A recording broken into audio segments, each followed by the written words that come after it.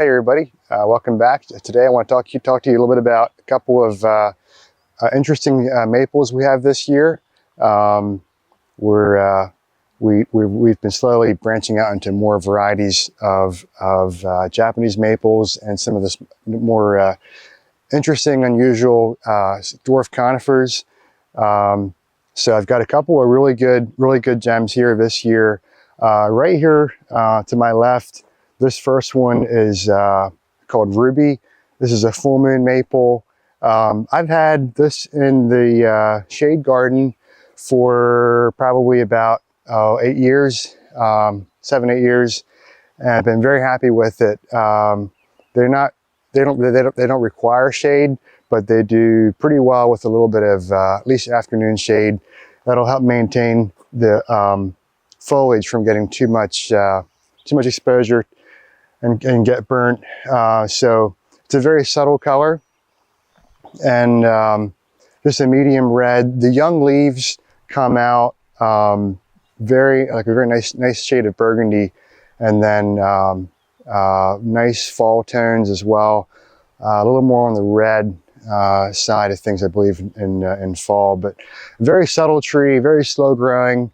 Mine's only about 7, 8 feet tall, maybe 3 feet wide, and really cool. Very nice little tree. And another great full moon maple is, let's see, I've got a couple of great ones here.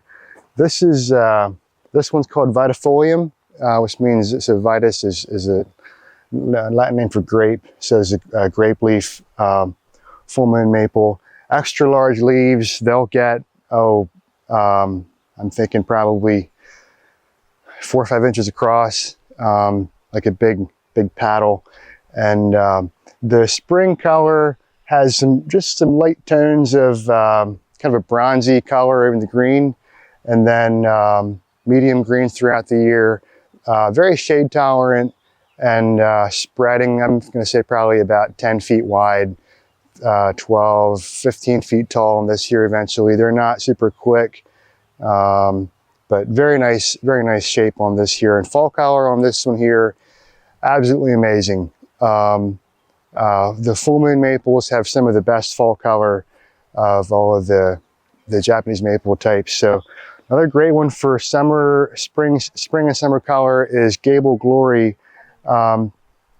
This is probably the most orange variety of maple I have here. Super bright.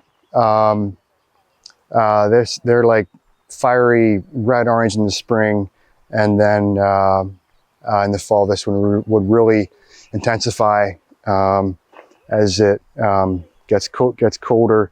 A little on the smaller side for this one here too, so I'm thinking probably about 5, 6 feet wide, on up to maybe 10, 12 feet tall. So smaller space can work for that. It definitely does want sun. Most of your red leaf maples are going to do better in more sun, whereas the green leaves can tolerate some more shade.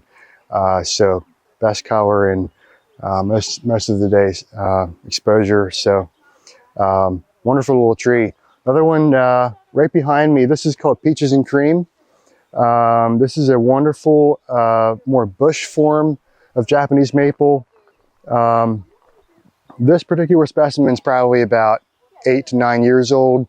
I've had it for a couple of years, and it's a wonderful leaf coloring in the spring. So this would be considered one of the ghost forms. So you have like a really cool veining in the leaf for the first about the first month. After the foliage comes out, it does lose a bit of that over summertime. It won't be as obvious, but just a wonderful color. Very unusual coloring for a tree, and one of my favorites. I've got lots of favorites. This is definitely one of them, though. And another great one here is, shoot, I forgot the name again here. This is Moonrise. Moonrise is a lovely tree, fairly new on the scene. This is one of the patented maples. most maples are not patented, but this in here does, I feel, deserve patent protection. So anyway, lovely little tree. The young foliage has a really bright kind of red-orange coloring, fades to kind of a neon green, yellow green, and over summertime, most of the tree has more of a lime yellow color. Any young growth will have this bright kind of red-orange, kind of glowing tips on there. They do pretty well in full sun, at least here where we are in Pennsylvania. They do okay in full sun. Afternoon shade is a good idea. There's a fine line between too much and too little on your exposure. If it's too shady, you're going to sacrifice leaf color. If it's too sunny, especially if it's too dry, you'll also lose leaf color from extra stress. So if they're hydrated, they can handle more sun. So that's how I've been finding it for mine. But very, very cool tree. And I will say one thing: you want to try and find these that are potted.